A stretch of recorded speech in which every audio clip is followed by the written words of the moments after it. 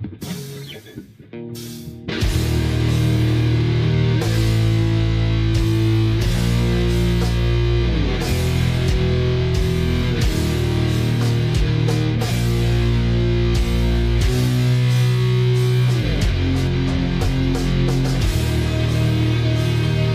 up, dads? Your boy Big Dave back with another episode of Culture Dads, Age of Sword and Cassette.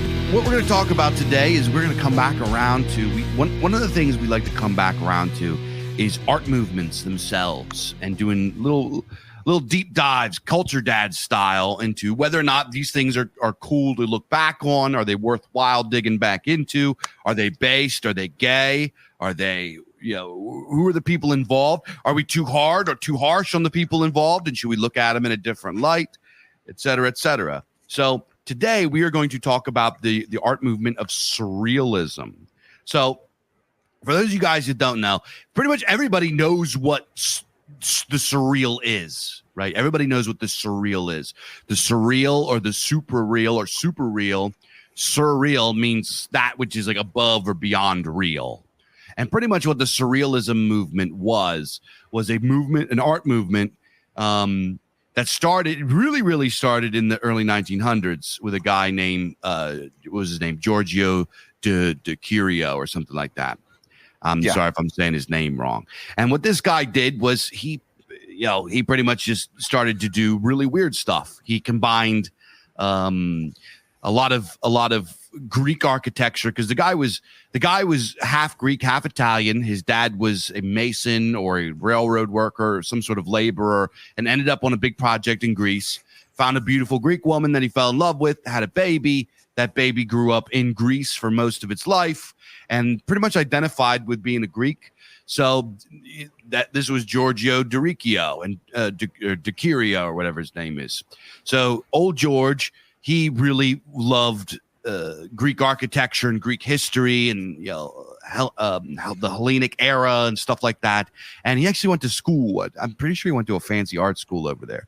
So he was an artist pretty early on, and he started to create some really interesting, unique artworks. He started to create artworks that kind of combined things that had to do with industrialism, with classical, and he did a lot of what we now understand to be surrealist art. He called this metaphysical art, is what he originally called it.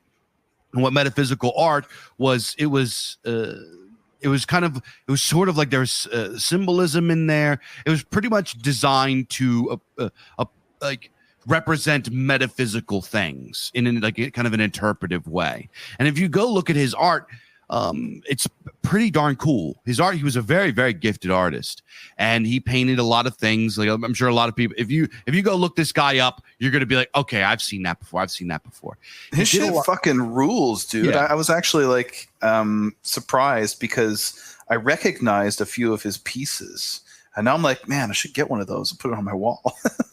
Yeah. And he got a little bit of heat back in his day because some of his paintings are a little bit disturbing. They're a little bit disturbing looking. They're a little bit uncanny. He does a lot of kind of scarcely human forms, I guess you could say, like humanoid mannequins that have kind of unrecognizable visage. Like it's pretty strange. And then on layered on top of it is almost like this. It's almost sort of romantic with this kind of mourning of the ancient world and the bleakness of modernity. One of his most famous that people will recognize is, I forget what it's called, but it has a red tower, right? That's what it's called. It's called the Red Tower. Okay. Well, yeah, it's called the red. You see this on a lot of, this actually gets associated with a lot of, sort of what will be the word for it, psychological horror kind of books.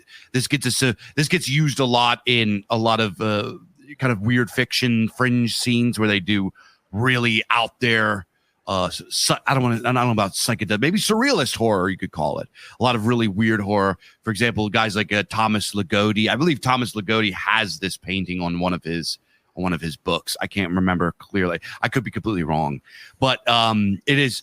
De Chirico is a guy that is that has been picked up by many different kind of sort of inspired by surrealism, metaphysical art, sort of, I don't want to say movements, but I guess art scenes he gets picked up and he's enjoyed by.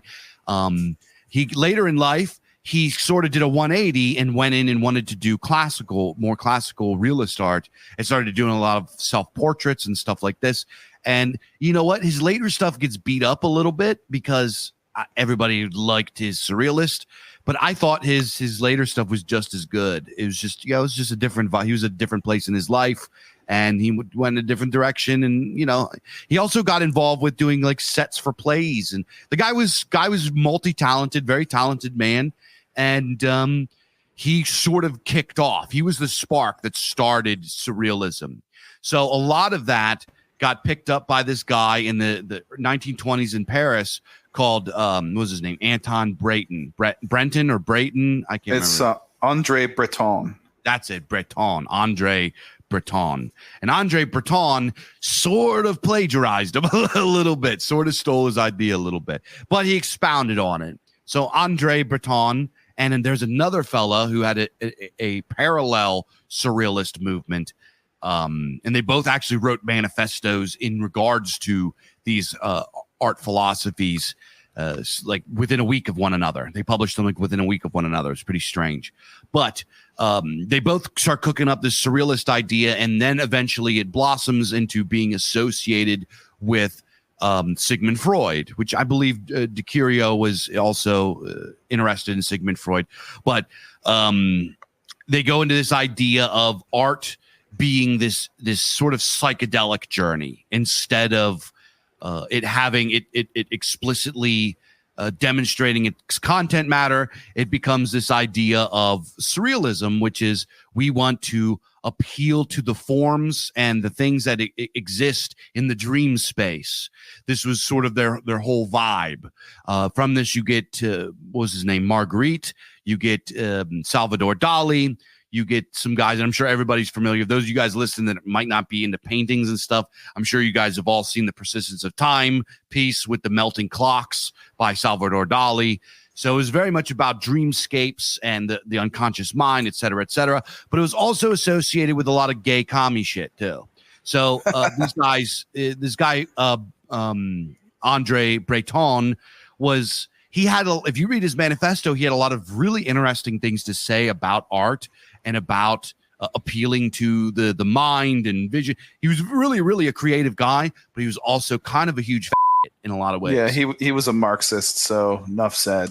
Yeah, and a lot of their stuff was like bitching and complaining about the Spanish Revolution.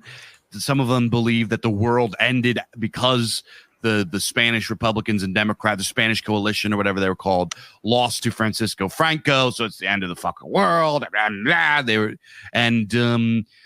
problem is that because their movement was like this, it was so rooted in communism and political thought. After that political era was sort of over, their movement died, and it survived in some ways. The good parts of the movement, of the surrealist movement, survived and went on to inform other things, such as film and literature, et cetera.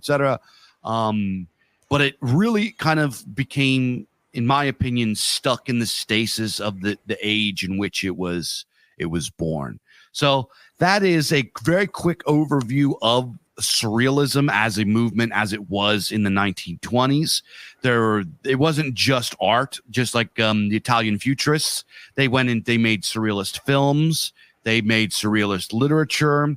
They did poetry. Actually, André Breton was a poet himself, and his poetry is a real mixed bag. Some of it is like pretty good, and then some of it is like, what the fuck are you even writing here? Like, this is really dumb. So there's a few things that he lays out that are kind of the guiding principles on how to create surrealist art, and some of it are kind of interesting. But the kind of the problem is as we talk about a lot, is constraints create greatness, right? When you have a lot of constraint, when you have when you are limited to the tools that you can use, that breeds genius.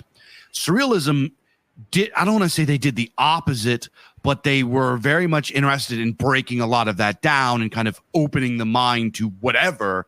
And what you get is a very small minority of really beautiful, weird, like high weirdness, interesting stuff, and then a whole lot of pretentious, try-hard, retarded schizo nonsense. So it's like a mix, in my opinion. That's my take on it. So a few of the elements that kind of go into what makes surrealism, and these were things that they wrote down. One of them was called automatism, right? Automatism. They would take a pencil and they would just start scribbling and drawing. They were just trying to convey what's in the mind's eye onto paper. Or they would do this with writing too, automatized writing, where you would just like free write with no intention or no plan and see what comes out. Another one was called paradox, right? Everybody knows what a paradox is. Paradox was this idea that you could present ideas that appeared at face value to be contradictions, but later spoke truth, which is an interesting idea. Unfortunately, sometimes it comes off a little weird, but it is an interesting idea. Some of them, there's this idea of juxtaposition, which is what they call. Which is something, it goes into paradox and as well as like absurdity. So they would try to present things that appear at face value to be absurd and make no sense, but have an underlying sense to them. So there was some interesting ideas involved with it. They went into a way they were very much interested in exploring taboos, kind of embracing things that were considered to be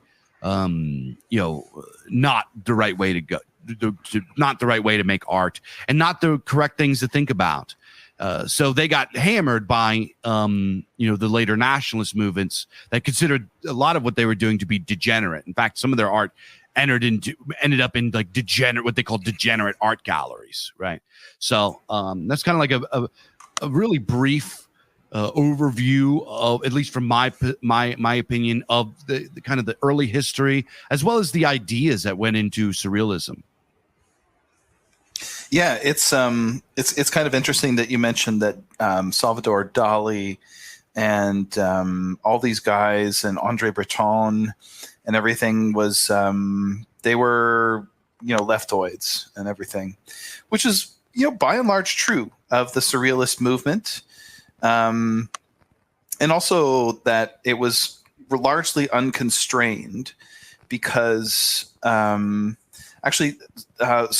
grows kind of directly out of this art movement called Dada, which is actually kind of an anti-art movement. It's like anti-aesthetic or whatever. It's more of a political statement. And Dada is well and truly unconstrained. It's about fucking anything goes. It's basically contrarianism. But what surrealism was trying to do in a very conscious way is to sort of impose some constraints on Dadaism, but like still have some like the wildness and irrationality of it maintained. And yes, it's very interesting that like many of the artists like Max Ernst and André Breton and like many of them were left-wing or communist or socialist or whatever. But what I find very interesting is that the king, daddy of them all, Salvador Dalí, the only surrealist that most people could name, ends up being pretty much a fascist. he wasn't overtly, he didn't declare, he didn't nail his colors to the mast or anything like that. But he was, he had some problems with he was definitely the best known one, the most famous and everything. But he was several times over the course of his association with this circle of artists, he was very nearly voted out of it because of some of the stuff that he was doing and saying and everything. But and this is something that is kind of the case more widely, actually. If you look at great art, the vast majority of artists are left-wing. But if you look at the greatest, if you look at the Shakespeares, if you look at the Miltons, if you look at all these people, they are broadly what you could say right-wing. The titans of art tend to be right-wing, and the sort of mid-tier artists, the ones that academics study but don't become real legends in their own right, most of the time tend to be left-wing, right? So I think this is very interesting. You could point to people like T.S. Eliot. You could point to Ezra Pound. You could point to Salvador Dalí. The list goes on. If you go back through the ages, most of the people who are like well and truly enshrined in the Western canon are what we would call right-wing.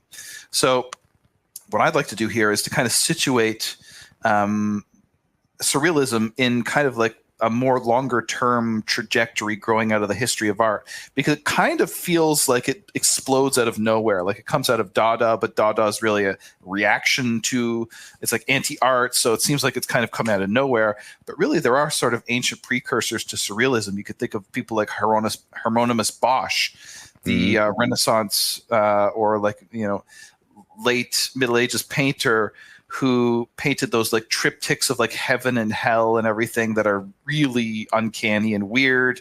Most people have seen them. Crazy stuff going on. You could think of Giuseppe Arcimboldo. You got to say it like Italian, right?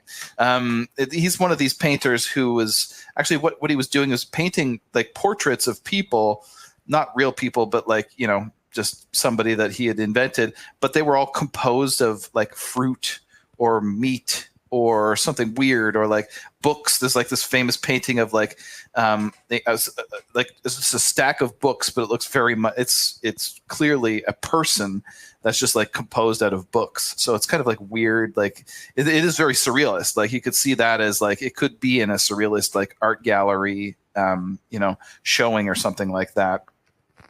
But really, surrealism, sort of the spirit of it kind of grows out of romanticism, I think, as so many things do. I mean, we did a whole episode on romanticism, where what surrealism is really all about is it's about kind of getting the conscious mind out of the way of art and really sort of peeling away all of the rationalistic layers and like revealing the instinct underneath.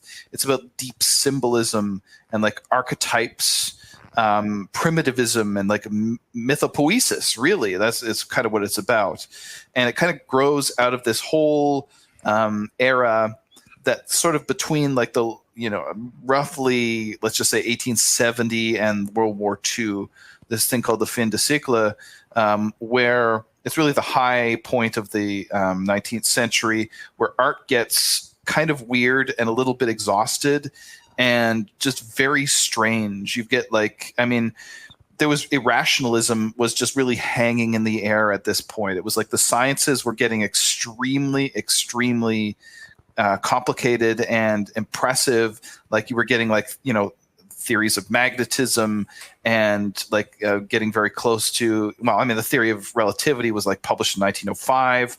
So like science was getting to be like really getting at the fundaments of reality. It was starting to really explain things in a way that was very deep and kind of scary in a lot of ways. But the weird thing about it is that all of these, you know, the biological sciences, the physical sciences, and chemistry, and all these things were kind of like getting away from each other. They were starting to kind of diverge, and like not really, there was no real holistic explanation of the world. Everything, like the sciences seemed to be kind of irreconcilable.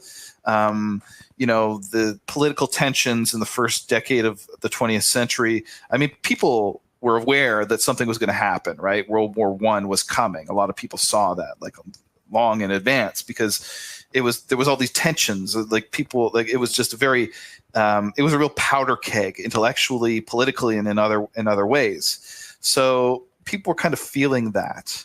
And you could think of someone like Erik Satie, the French composer. There were many composers at this time that were doing really weird stuff with music, like classical, late romantic music is very weird. I love it, but that's just me. Erik Satie was doing like weird stuff. He was like, his music, he was calling it like furniture music, and it was like sort of a precursor to like ambient music and everything like that. You get like Sigmund Freud coming in with his psychoanalysis. He publishes the book Interpretation of Dreams in 1899, where he says that dreams and the unconscious can basically like reveal a lot more about human life than the conscious expressions do. I mean, Freudianism gets a real bad rap in our circles because it's, there's some degeneracy in there. It's very like sexually oriented and like, I mean, in ways that are, you can understand why people have a problem with it.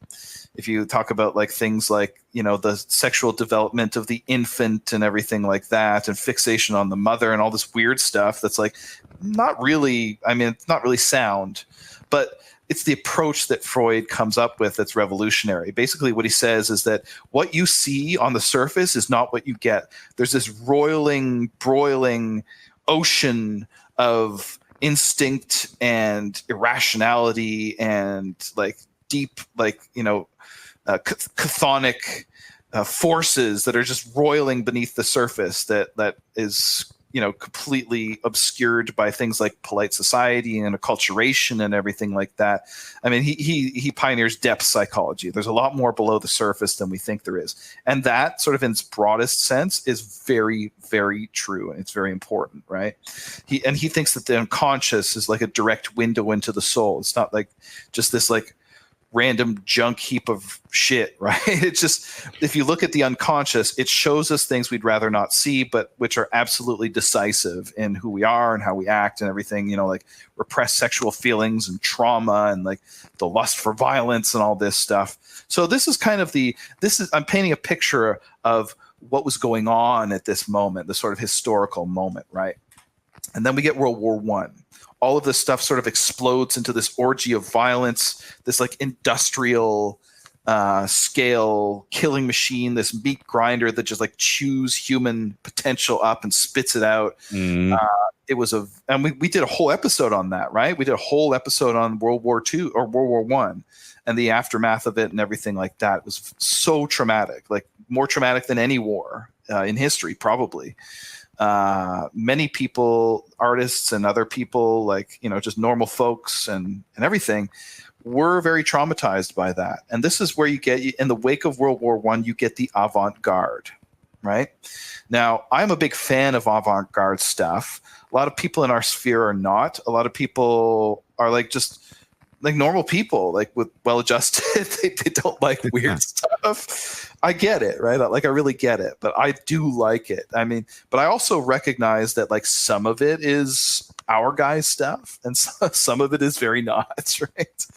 So like some of the art movements you get out of this like avant-garde thing would be something like Cubism, which I hate. It's aperspectival. There's like, you get these fractured vantage points and fractured space, the foreground and the background. You can't really tell which is which. And you only kind of get like the suggestion of form, right? There's very little concrete form in it. Think of Pablo Picasso or something like that. Yeah. You also get at this time futurism, which we've talked about in a few episodes now, an emphasis on like movement and violence and speed and modernity and everything. It's like, mostly depicting the urban world and the world of technology. It's kind of the opposite of romanticism in some ways, except for it's focused on irrationality. You could think of a guy like Marinetti. I mean, he is the guy for futurism. And there's another art movement that kind of plays into it called expressionism.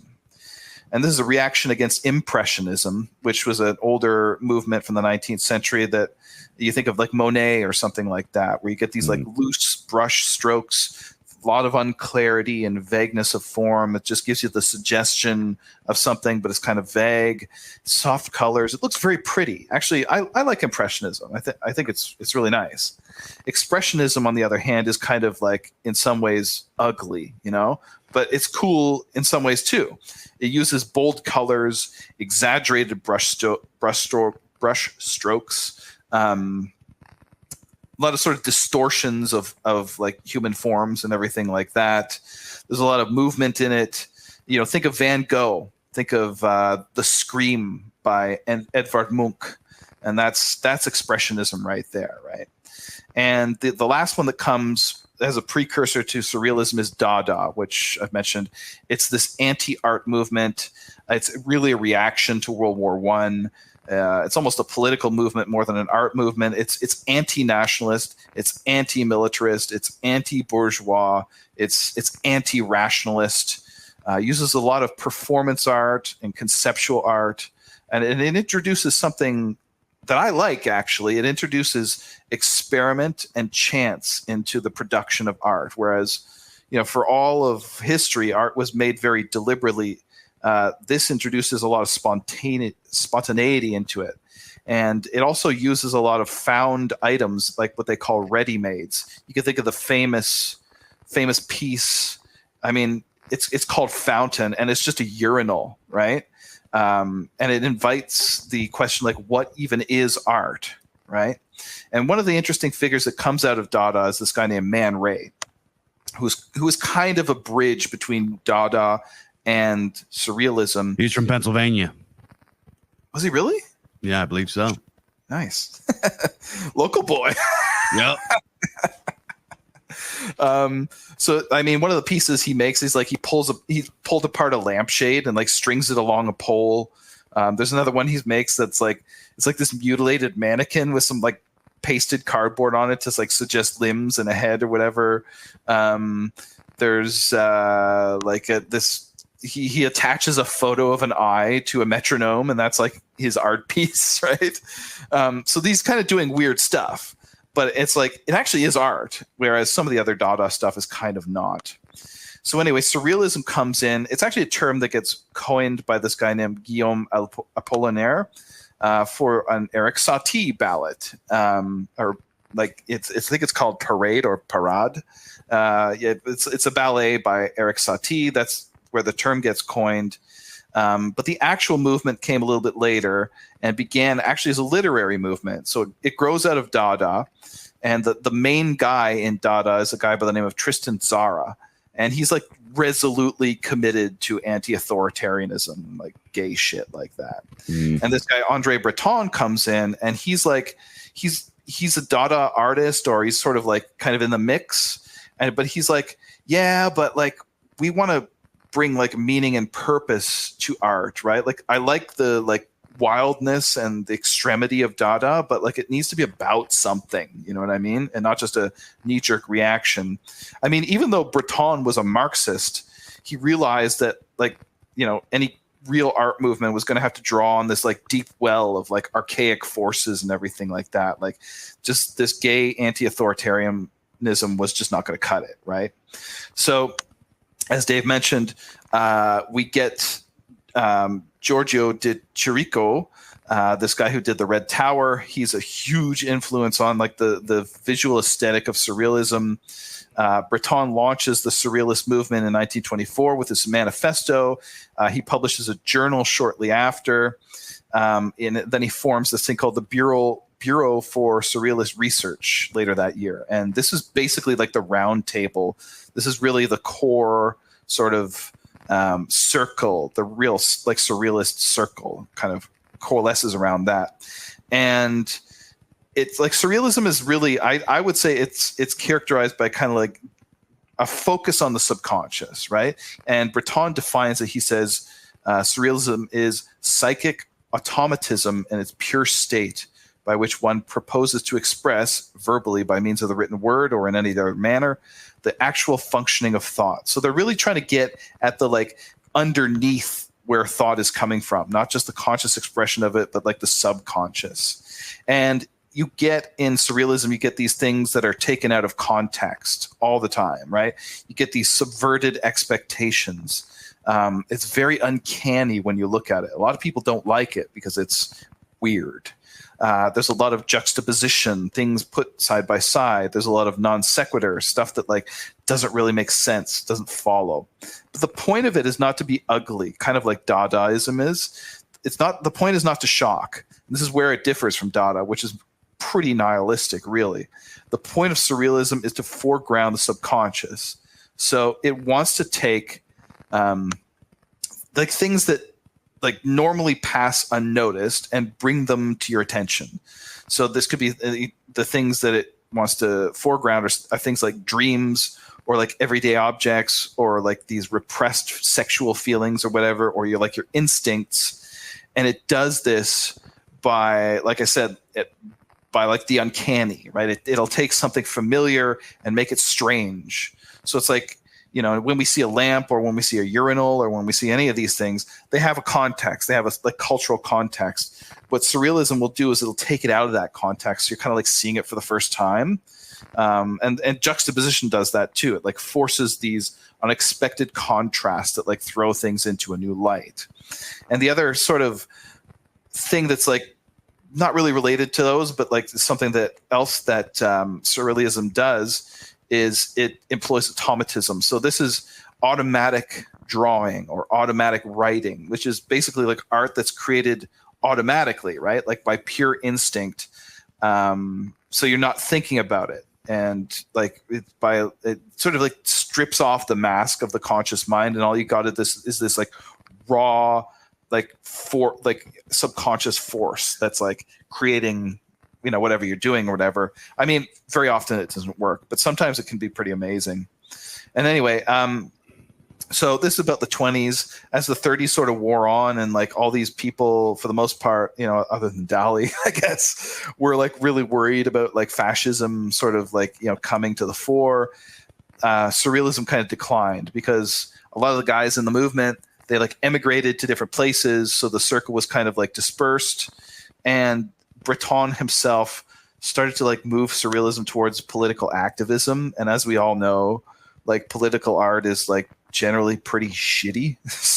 So it kind of started to decline, and the circle had like started to break up into smaller circles. And eventually the like less interesting ideas of surrealism started to get incorporated into other movements like abstract expressionism. You could think of like Jackson Pollock paintings and things like that. And but the real vital stuff was kind of seen as passé, right? And this happens very often in art, where artists like they really like novelty for the most part, unless they're like awesome. And eventually they find it, right? And you know, they find something new, and the art kind of suffers for it or whatever. So eventually, like anything, surrealism eventually kind of like gave way to like other movements or whatever. But it's still there. It's still part of, you know, the cultural fabric. It's still there in movies, especially like things like horror movies and certain genres of music. It's still very influential. So yeah, anyway, so that's just a little bit, you know, additional context or whatever for what Dave said. But I love surrealism, and I love weird shit, and I love avant-garde shit. At some point, I'm gonna yak about my noise band. Oh yeah. If there is an episode to talk about that, this is the one. But yeah, I'll pass it over to Dave before I go into any of that. Yeah, I would just add that. So I read some of Breton's original manifesto, the Manifestos of Surrealism. It's a pretty. I didn't have time to read the whole thing, but I skimmed through it, and it's like to be me and read this today, I have no idea what he's talking about half the time. Not because you know I don't understand it. It's because he's mentioning certain movements and people and things and events that were happening in his time that he was like all jerked off about. So I have no idea.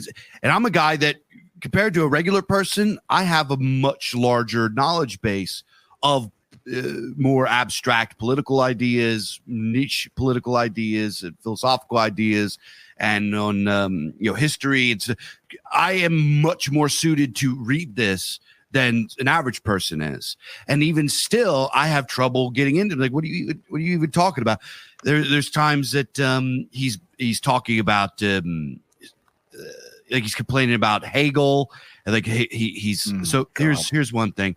He goes, surrealism, although a special part of its function is to examine with a critical eye the notions of reality and unreality, reason and irrationality, reflection and impulse, knowledge and fatal ignorance, usefulness and uselessness, is analogous, at least in one aspect, with historical materialism, in that it too tends to take as its point of departure the colossal abortion of the Hegelian system. It's like, I don't know what the fuck the Hegelian system is. Like, I know it's some of what Hegel talks about. Hegel is like one of those guys that says, like, you really, really got to want to get into him. He's like Schopenhauer, right? He also, he has a hard on for Schopenhauer and stuff.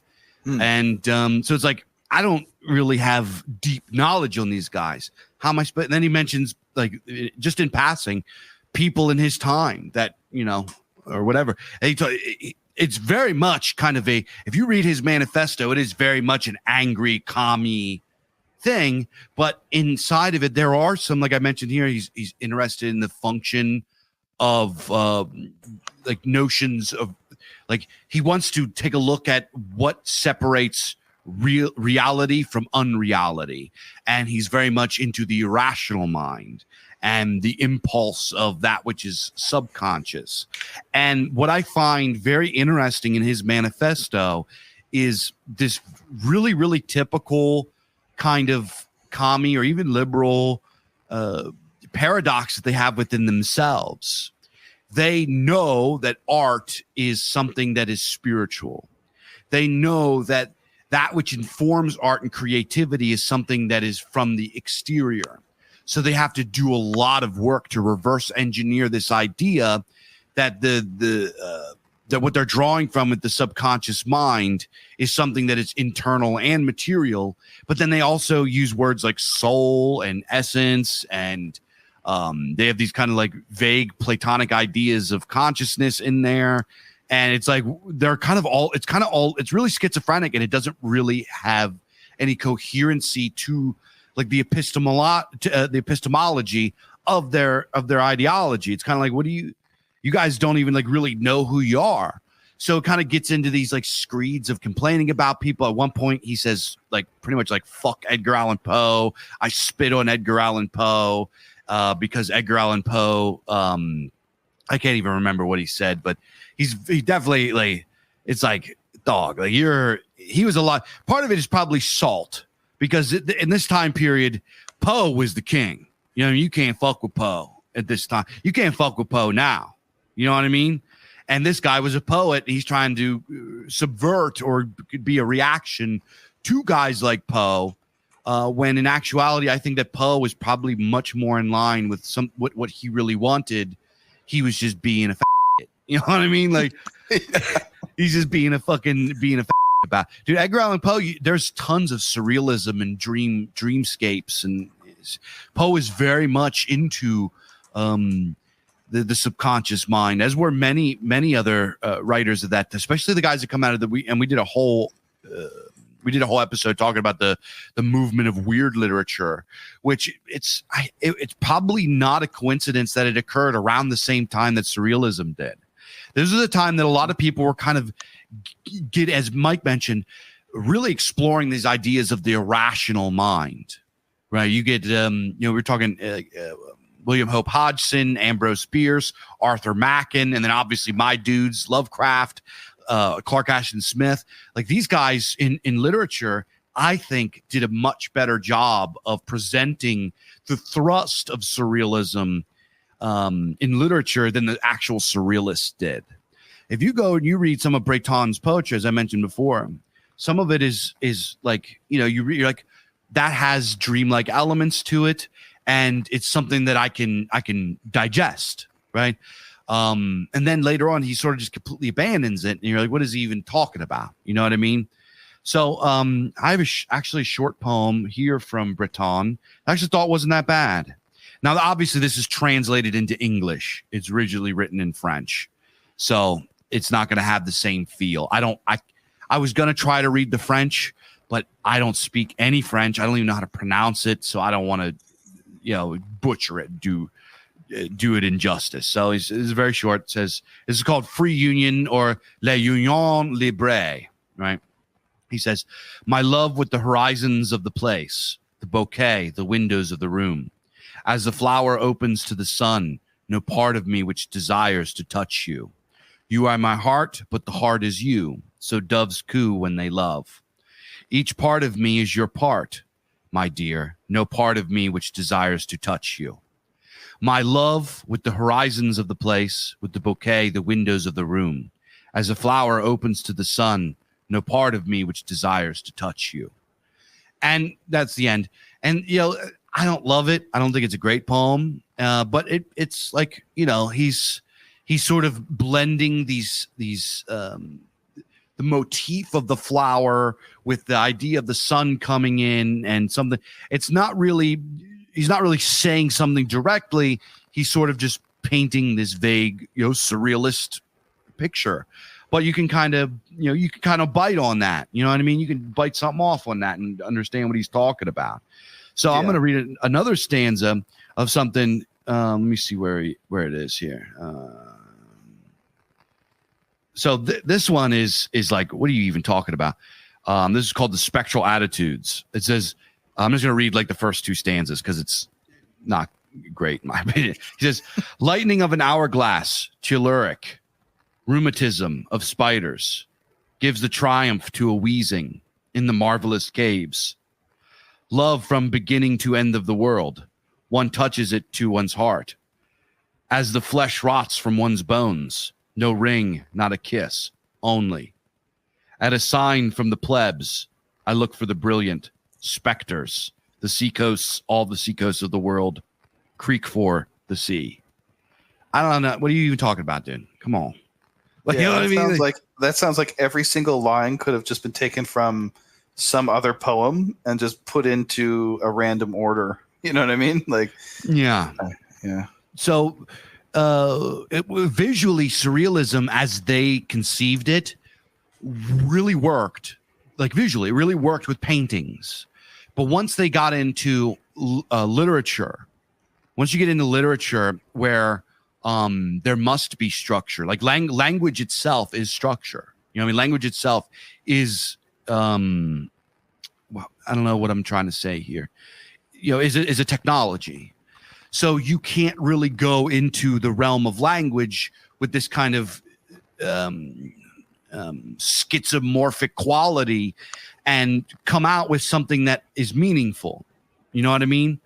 In visual things, you can, because you have all of these different elements that can convey ideas and meanings and feelings. You have colors and shapes and symmetry and asymmetry and perspective and shading and blah, blah, blah, blah, blah. You have all of these elements that you can do, and you can communicate it in an instant, right? You show them the picture, 3 seconds, a person, like, you communicate that. Language doesn't have that luxury. So in my opinion, surrealism, the surrealists didn't really do a good job conveying their ideas into written word. And I think that some people that were in other movements that might have been inspired or informed by the thrust of surrealism did a better job. Now, kind of the impact of surrealism. So if you take it out of the context of the age that it was in, this is the same thing. The problem with futurism is you read futurism, like Futurist Manifesto. It's like, bro, what are you talking about? You know what I mean? It gets trapped in its time, and this is very much the problem. Political activism and politics as a whole. And I know this is because I'm talking to a lot of people that are politically minded. We are in a political niche. Me and Mike are very political people, et cetera, et cetera. But when we talk about in the realms of art, politics is very much at the mercy of the age in which it lives. When you base your thing, your movement, your idea, or whatever, of the ephemeral political ideas of your day, you are pretty much like, it's like that meme with the dude with the rope, the noose around his neck, and it's tied to a tree that he's watering. That's what's happening. It's only a matter of time. You are putting a lifespan. You are limiting the lifespan of what you're talking about, because the moment that those political ideas come to pass, and whether it be the material conditions of your world, the technological conditions of your world, or culture, or whatever, whenever there's a shift, whatever that shift may be, that which is before the shift gets completely left behind. It has no longevity to it. And this is what these guys fell victim to. And kind of speaking of paradoxes, and this is a very unfortunate paradox with the surrealists, because they were very much about paradoxes, is that simultaneously politics is political art forces you to have this lifespan. It's you have limited once you make it about political ideas, you put the ticker on, the time starts going, the clock starts ticking, but simultaneously it is also very, very seductive for some reason. It's not some reason. We can explore these ideas maybe on another episode or whatever, but the idea of being swept up in the political thing of your day is very, very seductive. And those who get involved with it become very fanatical and make everything about that, to the point that they trash the parts of their ideas and the parts of their movements that do have foreverness, that do have longevity. And those parts of surrealism lived on. You can't, if you're watching some weird sci-fi movie today, you can't watch one without having some sort of surrealism in it. Surrealism existed forever, and as Mike said, because surrealism is a primordial idea. You could go back to just about any, I call it high weirdness, right? High weirdness is something that has always been in us.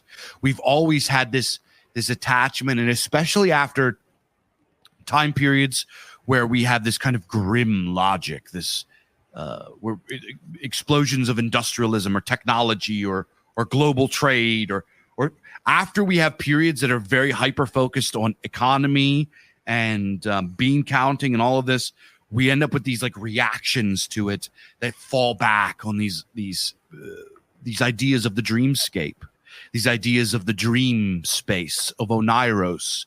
I call this the dream sea, this qualitative realm of thought fragments and dreams and ideas and memories, and which is just completely just bizarre. The Greeks had this idea. They believed in it. You know what I mean? So it's not a new idea. And surrealism, this was kind of what they were chipping at, and this is what they really were about. But because the leadership of their groups, i.e. this like Anton Breton, André Breton, who had some really good ideas and said some really meaningful things in his stuff, sort of laid all that was good and beautiful and true about what he was chipping at onto the altar so he could get jerked off.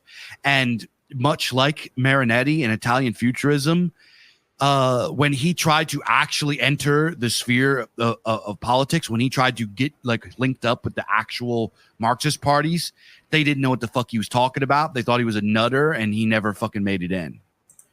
He got kind of excluded from that world, this world that he so desperately wanted to be a part of, that he was so fervently in love with, rejected him because they saw that he is not of use. You know, his stuff was not of use. It's really kind of tragic, actually. Yeah, I mean, that's the thing about art, is that when it becomes something useful, merely useful, it no longer, I mean, it's going to have a shelf life, right? Because conditions are going to change, and you know, it's just not going to fulfill its function, right? And I mean, great art really needs to be useless. I mean, that's kind of like what it needs to do. And when you make art political, it's just going to have that function. And when that function changes, or when something comes along that will better serve that function, like say abstract expressionism succeeding surrealism as a revolutionary force, it is just, you know, that's the end of it, and it's too bad. But surrealism also suffers from another problem, and you know, Dave was getting at this before. I mean, part of it is just the retarded idea that what is left wing is revolutionary, and what is right wing is conservative, I suppose. I mean, we have talked about this. We did a whole episode on the Odinic versus the Tiric, which is to suggest that the Odinic, being something that is revolutionary, can be right wing or it can be left wing, right? The revolutionary right or the radical right is a thing. And this sort of typology of like left equals revolutionary and right equals conservative, it just cannot make sense of that. So that's kind of ridiculous. Whereas I think that, you know, what surrealism, like from a sort of politics 101, like really like Grug take idea was about, is it's about revolution and it's about subverting and everything like that. Whereas, and I mean, there is some truth to that. It certainly was transgressive and confrontational, and it did some things that offended people, but it was a lot more. It's about a lot more than that, right? The whole thing about surrealism being rooted in the pre-conscious, in the unconscious, or whatever. I think pre-conscious is a better way to say it. It leans heavily on the pre-conscious and on the dream state, right? This whole approach of like doing automatic drawing or automatic writing, or one of the things that Salvador Dalí would do is he would induce in himself trance states or like schizophrenic states, or like, take psychedelics and enter into like visionary, states of mind, which would allow him to create art. And basically what we're getting at here is that it's a very irrational thing. This like surrealism being pre-conscious, or I guess pre-rational is a better way to put it. I don't like the idea of irrationalism. It's pre-rationalism. It's what comes before and buttresses and is the foundation of rationality. That's what they're trying to get at. This animal instinct that's deep and abiding and has been with us forever. It's the idea of the archaic. That's why you get a lot of like the surrealist art sort of it incorporates imagery and ideas that come out of indigenous cultures, and that you see in ancient art. There's mysticism involved in that. Does that sound left-wing to you? It doesn't sound like left-wing to me at all. In fact, it sounds like something much deeper than that. It sounds like something that's much closer to the right. So the fact that surrealism eventually became just merely a vehicle for like left-wing politics, and kind of really started there, doomed it from the beginning. It was a bad fit. It didn't make sense. I mean, it made sense in the context of the time. What it was doing politically was to subvert what they saw as everything that was coming out of like, the worldview of like Prussia with its militarism and its attention to hierarchy and station and things like that. Like, they didn't like that. Okay, sure, yes. But the approach that you took to oppose that really is like getting at something that enshrines all of that stuff, like with traditionalism and what is ancient and what is archaic and what has been around forever and what is at the bottom of the human experience. I mean, this is like, if you really think that left wing is all about revolution, I mean, you couldn't have picked a worse approach, really. And it was only really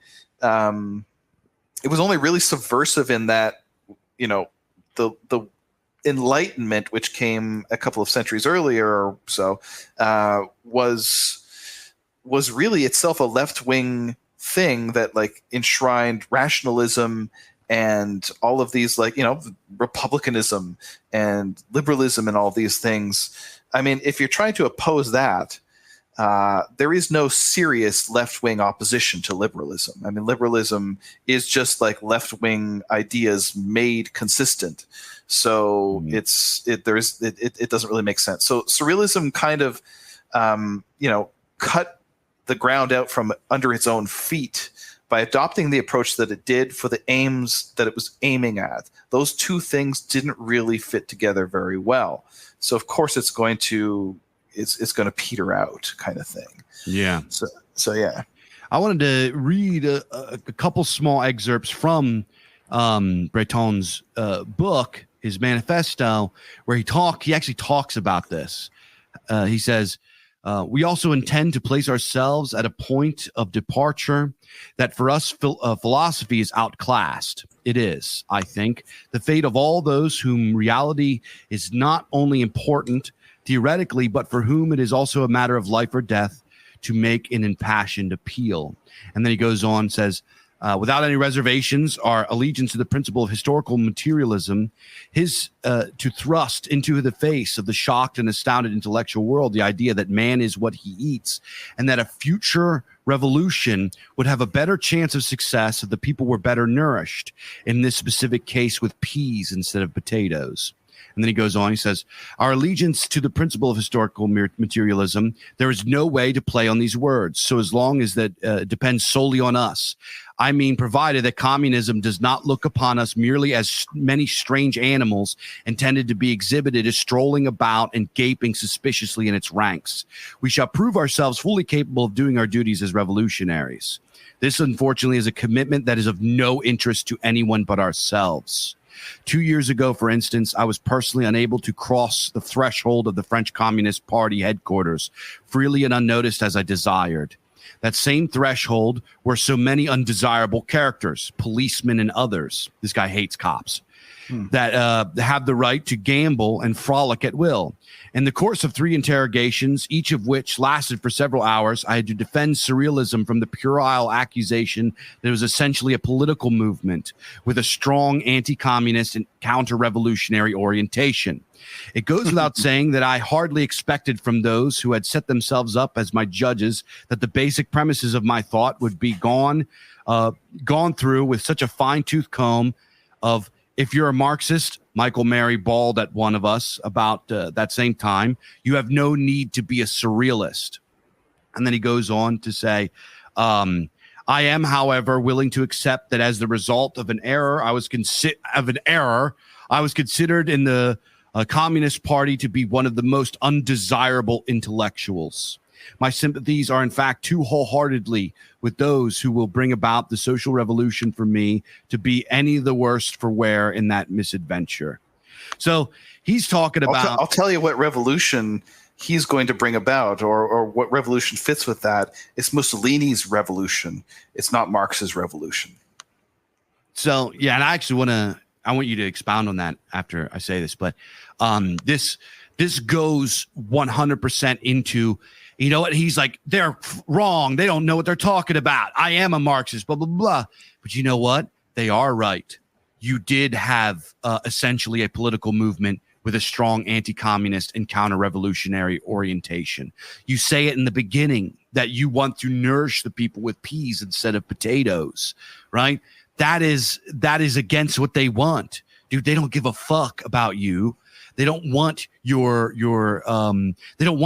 pre-rational dreamscape ideas and immaterialism. They don't want you because you are a problem. Your ideas were problematic to them. They were correct in kicking you out and not letting you in. And yes, you were considered strange animals that just hung out with yourselves and didn't have any impact on communism and your fucking your interest and your obsession with being involved with this revolution was problematic to them and a huge waste of time and destroyed everything that you created. Yeah, absolutely. I mean, they knew better. They saw it for what it was. They saw where it was going.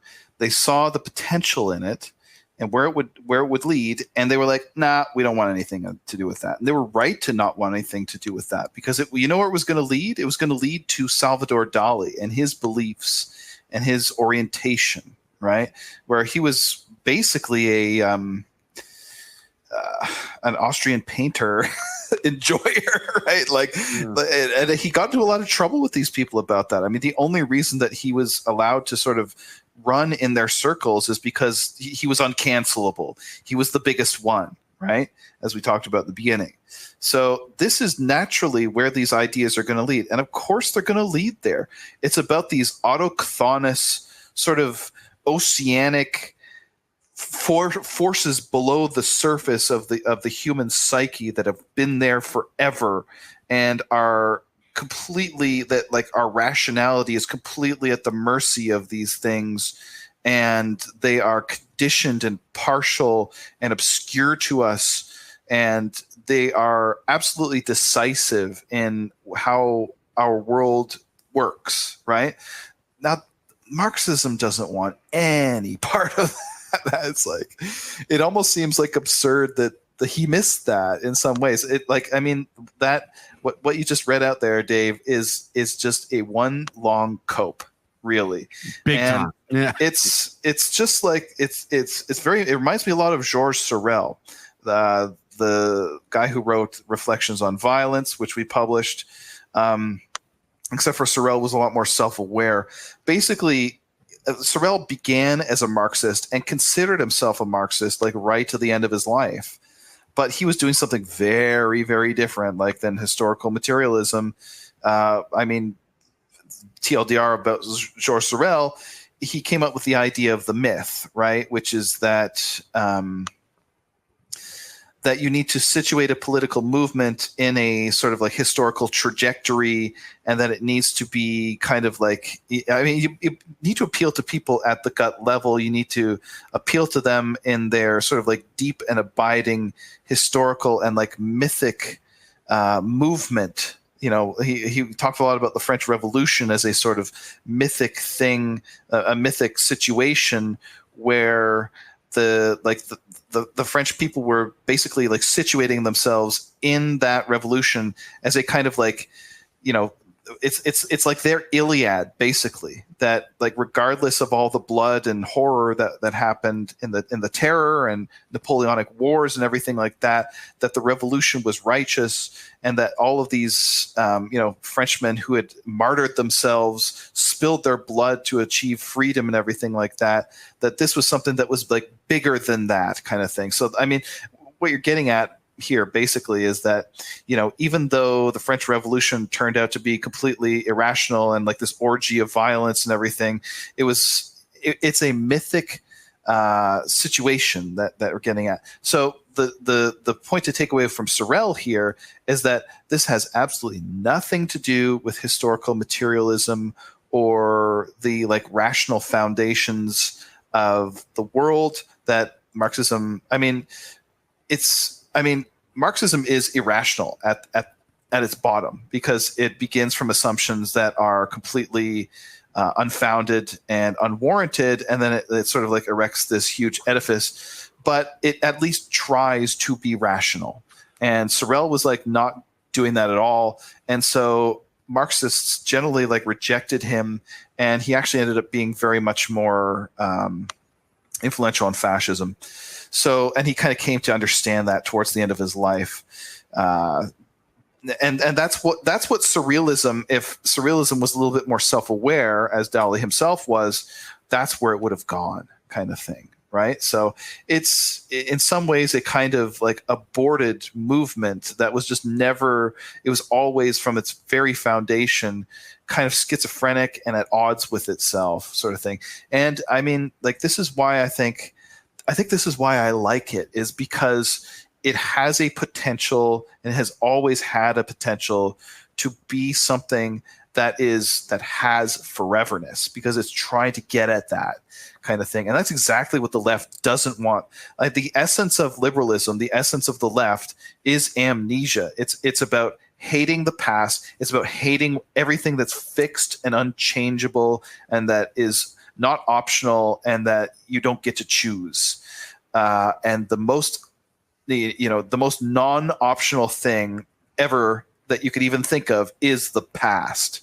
So the left hates that. This is why it's progressive, and this is exactly what Surrealism wants to look at. Wants to look at these things that have been with us forever, these oceanic forces below the surface. And I mean, the left doesn't want anything to do with that. It will maybe cynically use it to like say fuck you to the status quo, but like from a more considered and coherent perspective, it absolutely doesn't fit. So yeah, it's very interesting to me.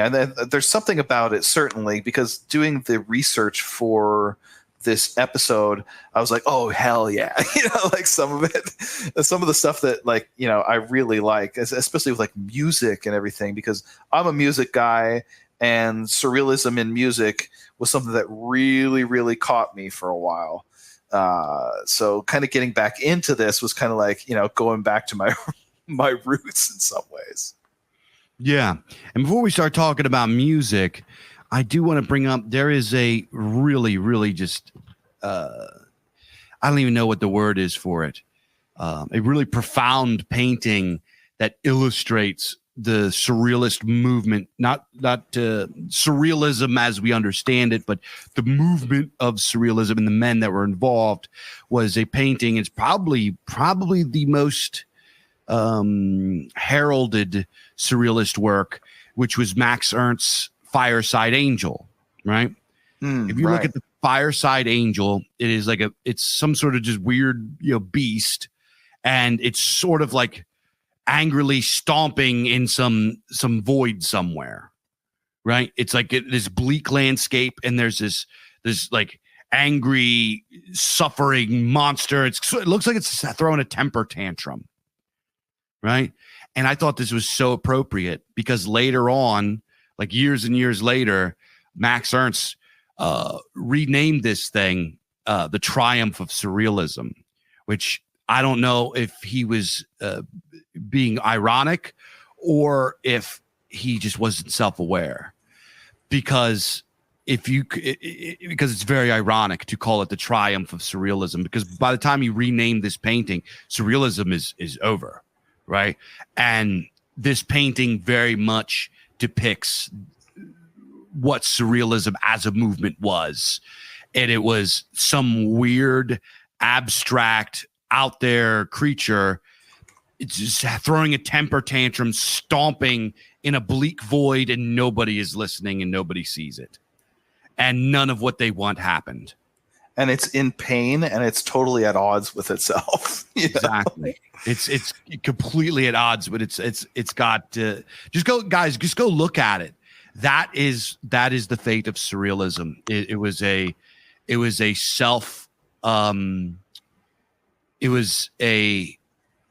I don't even know how to describe it. It was just a weird, disjointed, kind of interesting, beautiful in some ways, movement that threw a fucking temper tantrum about things it shouldn't have been throwing a temper tantrum about, and it didn't have any of the effects that it wanted to, but it went on to affect things in other ways.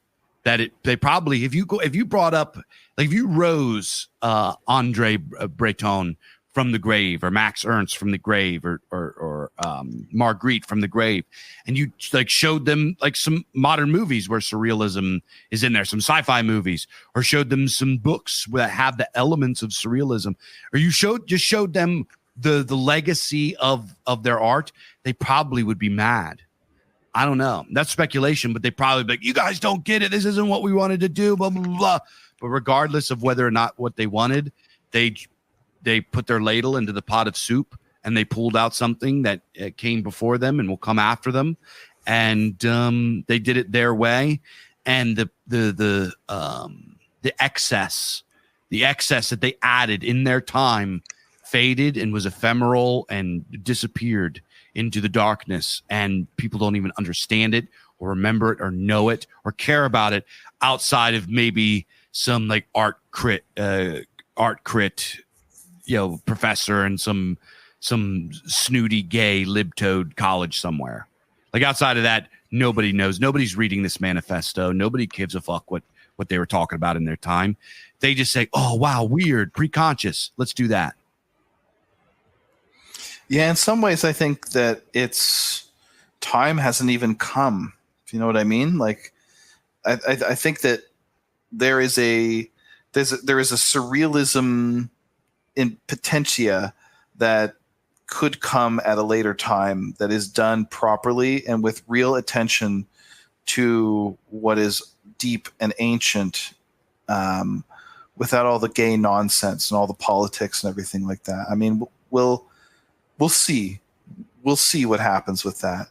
But I mean, there have been some attempts in the modern era to do surrealism that I think have been kind of successful, actually. You could think of something like David Lynch. His films have a definite surrealist streak to them. And actually, there's one of them called Eraserhead. I was just about to say that. Straight up surrealism. I mean, that's exactly what it is, right? Very influential film. not a lot of people really know it because it is weird and out there. I love Eraserhead. I love the soundtrack. I love the music to it. It's been very influential on me. I mean, like, you know, when I was playing in my noise band back in the day, one of the other guys in it was a huge Eraserhead fan. And of course, you know, I think that was his first film. Don't quote me on that. It was definitely one of his early films. And he, of course, since then has like dialed it back. But it's interesting because, you know, that is an example of surrealism that has had a kind of pop appeal that has kind of like wormed its way into the mainstream somewhat. I mean, most people have seen a David Lynch film or have or kind of know who he is, especially anybody who's like, you know, remotely really familiar with film. If they're a film buff at all, really, they've probably heard the name anyway. Or seen Dune. I mean, sorry? Or seen David Lynch's Dune. Yeah, exactly. I mean, there you go. I mean, that's a cultural touchstone in and of itself. So, you know, that's an echo down through the ages where it has kind of come back in a way that's successful. Another one that's, I think, very interesting is a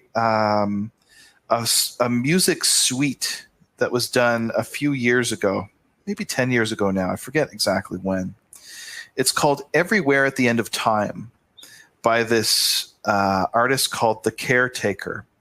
If you look that up on YouTube, you'll see it's got millions and millions of views, like 5-6 million views or something like that.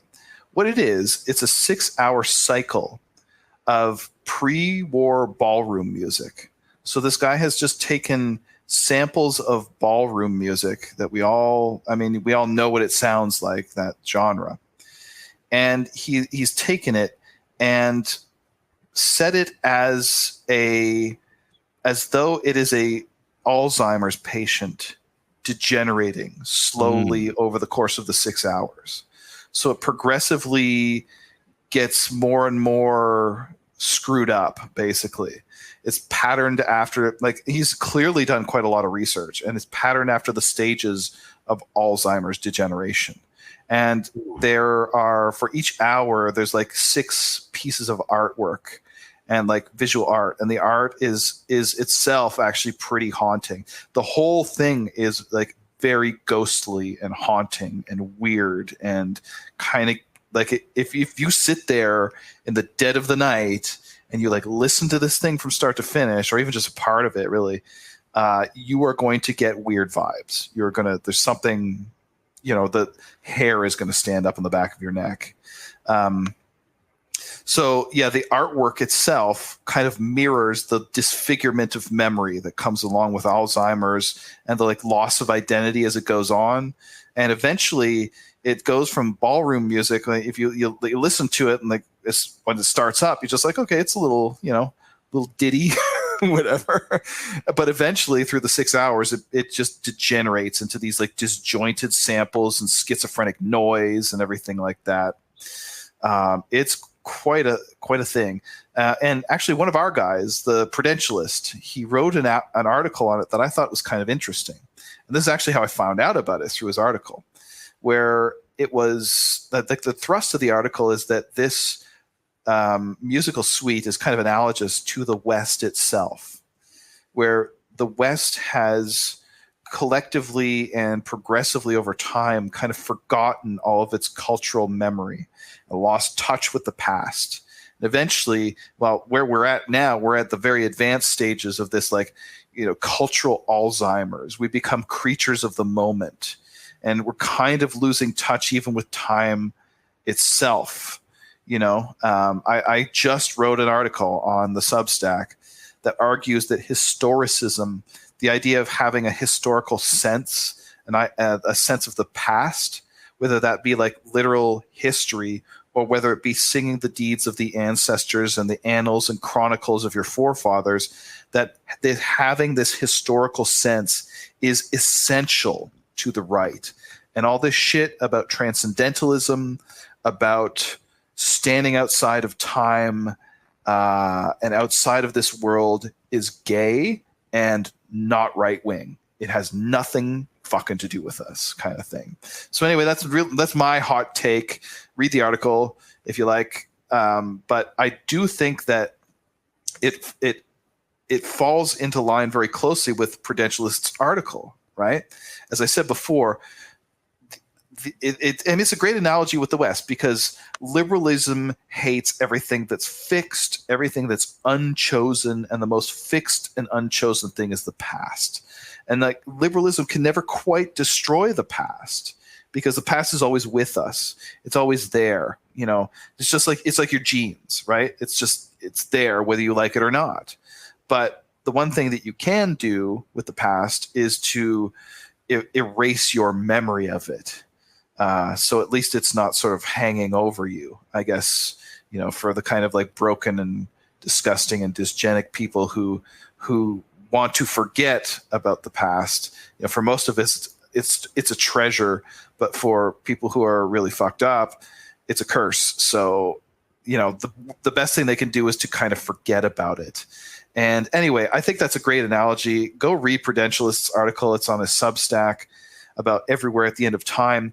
But for people who are like, you know, they're listening to this podcast and they maybe want to, you know, dip their toe into surrealism, but they don't really want anything that's like super transgressive and weird or whatever. Start with that. It's quite powerful, but it's also kind of accessible. I mean, you could tell this because it's got like 5-6 million views, right? It's become quite famous. So, you know, there's an example. There's an example of surrealism coming back in the modern era and really having some like cultural potency. Like I say, I mean, I think that its time has not yet come, as paradoxical as that might seem. Yeah, I very much like the kind of disturbing quality of that surrealism has. Like surrealism that is truly concerned with the depths of the dream sea, right? Because how many of you guys listening have had dreams that are just absolutely just fucking bizarre? Maybe not even nightmares, but how many of you guys have had dreams that are just completely bizarre? That you can't even really articulate what you saw. You know, what happened in the dream. You can't even like really describe it. It's beyond memory, like visions of things. You know, I definitely can. I'm a very visual person. I'm one of those people that's, what's that, with the apple? I'm a number 5 and I have ridiculous inner monologue, right? I am crazy. The inside of my head is a circus. So I have very, very vivid dreams. And sometimes, you guys I've been told that people that read my stories sometimes they'll be like, man, some of the imagery in that was fucking, you know, it's literally I just take images that I remember from my dreams and I put them. Your stories are very visual. They are. That's something that I really try to do because I don't know. Because I see things in my head. I see a movie in my head all the time. So that's the only way that I know how to put what's in my brain onto words. You know, this gets into some other things. Is that another critique that I have of surrealist poetry at their time was that they kind of forgot that the words aren't the art itself. The words are the vessel, right? The words are there the art is what you are kind of transporting from your brain into the reader's brain. That is the art. And the words are just there to do that. And there are indirect ways of doing this, right? I guess this would be something that the surrealists would agree with me on, is that there are elements to, and they might not, but kind of the idea of it, I think they would probably agree with, is that there are elements to spoken and written word that are indirect, let indirectly cause sensation and feeling or mood or atmosphere or whatever. Like certain rhythms or meters, musicality, certain sounds of letters and vowels and repetition of certain vowels. I don't know how to really just. I don't even think that it can or should be articulated. I'm really hesitant to really like lay out these things because I sort of think that they should remain unspoken, if that makes sense. I might sound kind of pretentious, but that's, what I think about it. And with music too, and Mike is really into this. Mike, all the time I say Mike likes a lot of music that kind of isn't music. It's because he really like is attracted to these I don't even know what the word would be, aformal, or I don't know what the word is for it, but these very indirect ways of communicating that essence of music and art and everything like that. I mean to speak for you. So you were in a noise band that was very much in this kind of vein. Kind of like, just tell me about it. Tell us about it. All right. So first of all, I'm not going to tell you the name of the band because I want to protect the innocent. Yeah. I mean, I'm doxxed. I doxed myself, but it's not fair to anybody else. So, yes. Okay. So what it really grew out of was my tenure at audio school. So I was a musician for many years and eventually realized that, I'm not going to become a famous rock star. So I'm going to have to get a real fucking job, but I don't want a real job. And what I really want to do is music. So what am I going to do? Okay.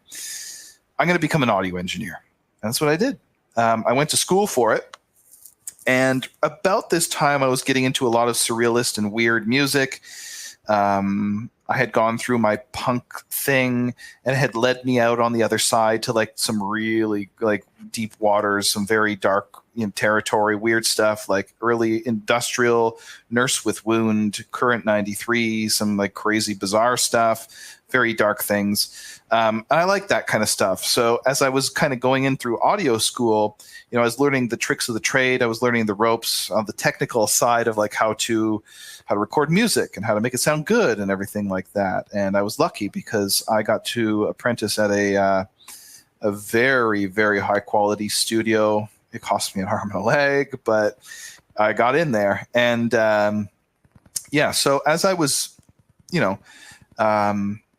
getting into audio school, I was like, meeting guys. My buddy, I played in this metal band with this guy who owned his own home studio.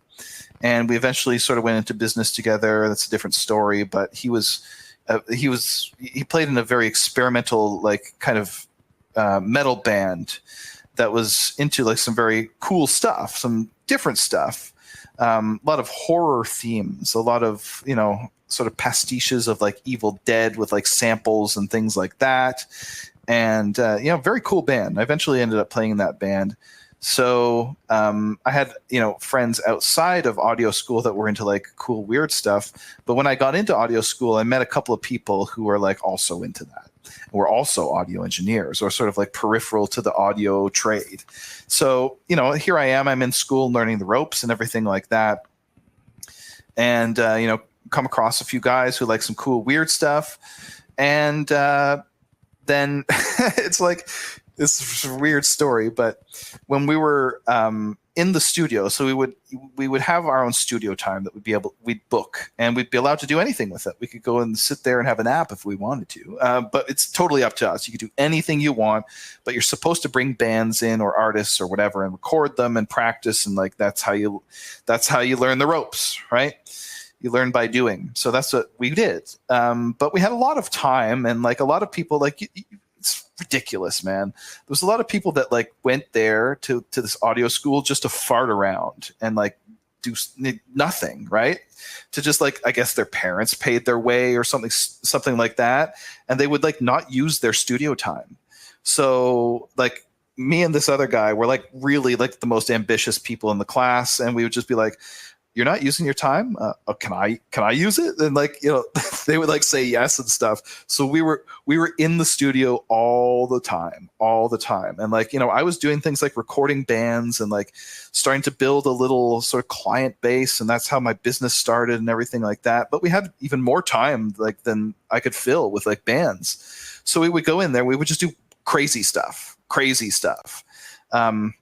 start playing around with gear and like just doing like making silly noise. And like some of it was just like to learn. It was just to learn how like the signal flow and patching and everything and all that works, and like to hook up all the crazy contraptions and pieces of gear that they had around the studio, and just to figure out how you can hook this up. How does the tape machine work? How do you hook up to the compressor? How do you use the plate reverb? All that stuff. So, we would do that kind of thing. And we eventually came upon this piece of gear called the Lexicon Primetime. and the Lexicon Primetime, there's a story behind this. So it's this ugly ass piece of gear that was probably produced in like 1980 or something like that. The interface, so like the front like panel of it, looks like somebody stuck a bunch of hard candies onto a delay unit. Like it's really ugly.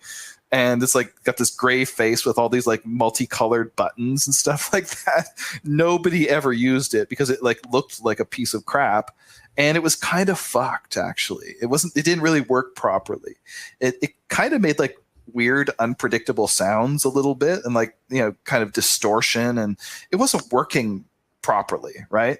So me and my buddy would, in addition to recording bands, we would have what we call these feedback sessions. So we would go into the studio and we would misuse the gear in creative ways. We would like hook it up back to itself and create like a literal feedback loop through some of this gear, and just like to see what noises came out of it and stuff like that. It was kind of ridiculous because it was very expensive gear.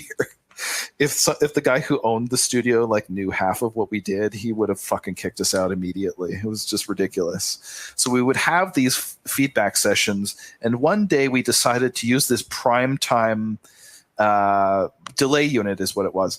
We decided to use the primetime as a signal generator. So we hooked it up in like a fairly standard feedback configuration, like as a feedback unit. And lo and behold, man, this thing had a lot to say. Like, all the bizarre flaws and defects in this thing, because the nature of how feedback works, where you take something and it just amplifies like whatever little tiny imperfection, it amplifies it immediately over the course of, milliseconds, just builds up into this like howl crescendo. It made this primetime into the craziest signal generator ever. It was as though the primetime, this completely neglected piece of gear, had finally found its voice. You know what I mean? Mm-hmm. It was like there was like an intelligence inside of it. Like we would like talk about the primetime as though it was like an intelligent being, like as though there was a ghost in the machine that was finally liberated. Well, yeah, it really seemed like that to us. And it was like the primetime became like this personality that was like there with us during these sessions all the time, everything. And so we did that, and we'd been using it for a couple of weeks. And then eventually I got wind of the fact that the studio owner had like slated the house tech guy to come in and fix the primetime. And like me and my buddy, like we quickly like, called a meeting, and we're like, they're going to fix the primetime? Like, what the fuck, man? Like, what are we going to do about this? It was almost like hearing that this like adorable puppy at the pound was going to be put down or something. You know what I mean? We're like, we can't let the primetime be lobotomized. We just can't. So we talked to the studio owner, who's this like grizzled old bluesman guy. He like played in this famous band, this famous Canadian blues band back in the 80s. And that's how he got the money to build the studio. And like this guy was like, he could not understand at all what we were up to, right? It's like if it wasn't a Blind Lemon Jefferson lick, he didn't understand it, right? So we sat down with not him, but like the lead engineer, the guy who was like the main dude at the studio. And we tried to explain to this lead engineer that you can't kill the primetime. You just can't, And he's like, why don't you just get like some plugins? And I'm like, it's not the same, man. You don't understand. Like, fuck. So thankfully, a few days later, before the prime time was going to be like go under the knife here, there was a gig that they'd set up for the audio school, and we played at this gig, me and my buddy, as our noise duo. And it was like an audio school event. So the lead engineer guy was there, and we got up on stage and we did a bunch of shit on stage with the samples that we collected from the prime time for like weeks or months or whatever. And afterward, this main engineer dude came up to us and he's like, "Oh, I get it. I see. I understand why you want to do this. It's your axe." And we're like, "Yes." You fucking get it, bro. So eventually he managed to convince the blues guy studio owner to sell us the prime time. He did not understand. He was like, "You want me to sell it to you unfixed? Like, why don't you just wait? Charlie will come in, he'll get it sounding great." And we're like, "No, we want it to sound shitty, see?" And like, I'll never forget the look he gave me. It's just like he's talking to a fucking retard or something. Like, he did not understand. So anyway, he sold it to us. He fucking fleeced us for a fuckload of cash too. But we finally got the prime time. So it took up residence at my buddy's home studio. And this thing ended up becoming like one of our main instruments for the noise band. And like, we could always tell it was grateful for like being rescued from certain death, because like, kind of like how that rescue puppy just knows that you did it a favor or whatever. So that became the genesis of our noise band. And my buddy, who had his own home studio, was also kind of like a gear dude. He liked to fuck with things. He liked to get weird, like, you can collect sort of like vintage, like offbeat sort of like, audio gear and things like that. So we built a bunch of instruments. We built this instrument we called it the doyoi, which is this like little wooden box with one of those like springy door stops on it. You know what I'm talking about? You like hit it and it goes like brrr, yep, or whatever. So we put the springy door stop onto the wooden box, and we set it up with a contact mic inside, hooked up to a 1/4-inch jack. And dude, when you plug this thing into a cranked up guitar rig, it's like fucking apocalypse. It's just ridiculous, because it's like you set it in front of the guitar rig and it's like feeding back, and then you like, you push it against the floor, and like you get this feedback loop of like super low end distortion because it's like feeding back through the floor. You know what I mean? Mm-hmm. And oh my God, this thing was just like apocalyptic, and it's just this little box thing. So we had that thing. We had this other thing we called the Moronotron, which is this like badly misused Korg Monotron micro keyboard. What else? We had the Annihilatrix, which is this tube. The Annihilatrix. He came up with all these like retarded names. That's some 40K kind of shit. Yeah. Exterminatus. This thing was dope though, man. It was a signal generator, but it was a tube signal generator. Damn. Most of the time it's digital, but like this, we had an in at this like local electronics store, and my buddy just picked up this tube signal generator. So we would like run it through our usual convoluted signal path of like delays and compressors and distortion units and whatever else. And we recorded this thing live in the studio through like a mic'd up speaker, with the player standing right beside it. And I say player very loosely. So, in the recording we have, there's like, you can hear the floorboards creaking and everything like that. I don't know, it kind of lends it a certain charm. But we did all kinds of crazy shit like that. Like we would take this Yuri 1176 compressor, which is this very expensive compressor, and hook it up, like feed it back into itself. It sounds like a dying elephant, like it literally does. It's awesome. And we would like abuse digital plugins like extremely, that like get these ugly digital artifacts and then run them through like tape and analog gear and stuff like that to kind of smooth them out and everything. We might, I can't confirm anything, but we might have ran a 0 dB full scale white pink noise blast through a EMT plate reverb worth tens of thousands of dollars, irreplaceable. That might have happened, but we can't confirm that. But anyway, this is the kind of shit that we used to do in the studio, all kinds of crazy stuff. And, we eventually started playing live and everything. Now it sounds like it's very aggro and ugly and noisy and crazy and like something you don't want to listen to. But really, I mean, if we listen back to the recordings, I mean, some of it was kind of harsh, but a lot of it was just like, it sounded a lot like horror movie soundtrack stuff.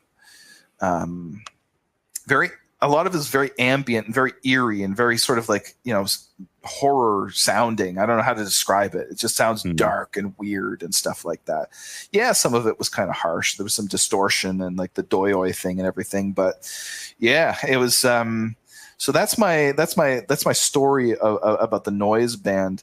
I love the weird stuff. And so okay, so what is the appeal of all of this for me? It's hard for me to even explain. I don't know. I just like shit that goes hard. You know what I mean? I like stuff that fucking like just is extreme. I like things that are really going for it. You know what I mean? And they're not, they don't give a fuck what anybody thinks. They're just like trying to do something crazy. And I mean, like the whole thing about like the feedback loop is that it comes back to what I was saying before about how Dadaism and Surrealism employs the idea of chance and spontaneity. Like when you hook up this prime time, or like even like a piece of gear that's not broken, when you hook this thing up, you just never fucking know what you're going to get. And there's something exciting about that. You know what I mean? Mm-hmm. It's almost like, take something like a jam band or jazz or something like that, or like a blues jam or something. But like take that and then just peel away all of the constraints. Anything like the 1-4-5, anything like the beginning of the jazz standard and the end where you sort of like start and end in the same place. Forget all that shit. Take away all the guardrails. Get rid of all of that, and what you have is just a complete fucking flying leap into the unknown. And that's what this band was all about. So I hope that conveys some idea of like what the appeal was. Really, it was just very exciting, like, experimentalism in the studio, and it was really fun and really cool. And it was really fun to do this shit on stage, because sometimes like people would just like their eyes would pop out of their head at like, what the fuck is going on that stage. But sometimes it kind of flopped. I mean, naturally, it's going to, right? If it's spontaneous and it involves chance and everything like that. But that's the name of the game. That's what makes it exciting, right? You never know what's going to happen, kind of thing. So yeah, that sounds awesome. Actually, that sounds really so fun, man. I mean, like it was probably 10 times more fun to do than to listen to. But yeah. Yeah, some of that's pretty man. I saw a guy one time. He played at this like this little venue. I didn't even go there to see, but I just ended up seeing this guy play. He was at this little bar, and he was like fucking. First of all, he's wearing like this weird like cult robe with like a fucking like a machine mask, like something that he made himself. It was like kind of fucking had like little lights on it and shit. And he had a bass guitar. He's wearing a bass guitar, right? He had like just all these like synths and pedals. He looked like he was like in a fucking some sort of weird cyberpunk machine, right? And he does this half-hour set of this absolutely just bizarre shit. Yeah. I guess it was sort of industrial. There was like sort of some 80s like pop synth kind of shit in there. But it was all really dark and weird. I don't know.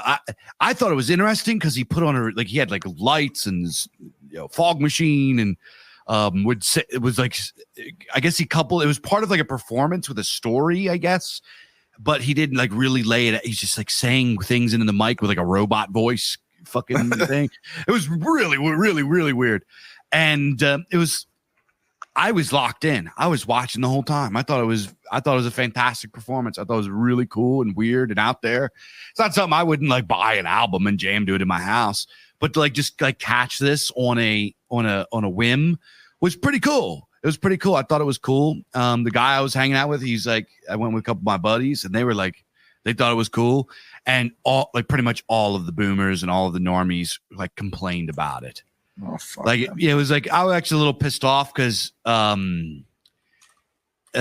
he set it down, he goes, thank you for your time. It says something very very nice, like thank you for letting me play. Just that's it. And this fucking boomer shouts, he goes, don't quit your day job. Like I was just like, fuck you, dude. Like what a fucking like. Yeah. That's the kind of stuff that I just hate. And I'm not ripping on boomers or whatever, saying that all boomers are like that or whatever. But there's this streak among normies that if you're doing something that's experimental or unique or weird, that isn't, you're not playing in a cover band that's playing Ooh, That Smell or Sweet Home Alabama for them to hear for the 9 gorillionth time. They don't want to hear it. You know what I mean? Yeah. And it's just, I don't know. I appreciate it. I'm glad it's out there. It's not something that I seek out. I don't listen to it, but I'm glad that it's out there, and I support people that do weird shit. We need more weird shit. We need more weirdness in this world, in my opinion. Absolutely. I think, I just fucking wrote a poem about it.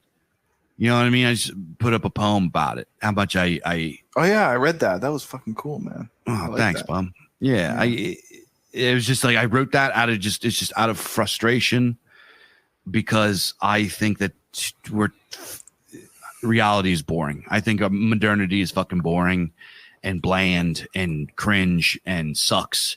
And there's a part of me that's just not satisfied, and I can't explain it. There's a part of me that I don't know. I'm just not. There's no vibe. I am not Big Dave ain't vibing with modernity. Yeah. Well, I mean, it may just because we're, maybe we're old or something like that, but I just feel like it's the creative energy is fucking exhausted today. You know what I mean? There hasn't been a new music genre in fucking 20 years or more. You know what I mean? I just like, what's up with that? You know what I mean? That's shitty. We could do better.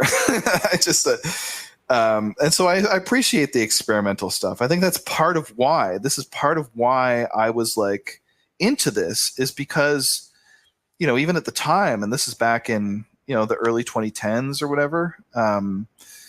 Even back then, there hadn't been anything super interesting in quite a long time. You know what I mean? For me anyway.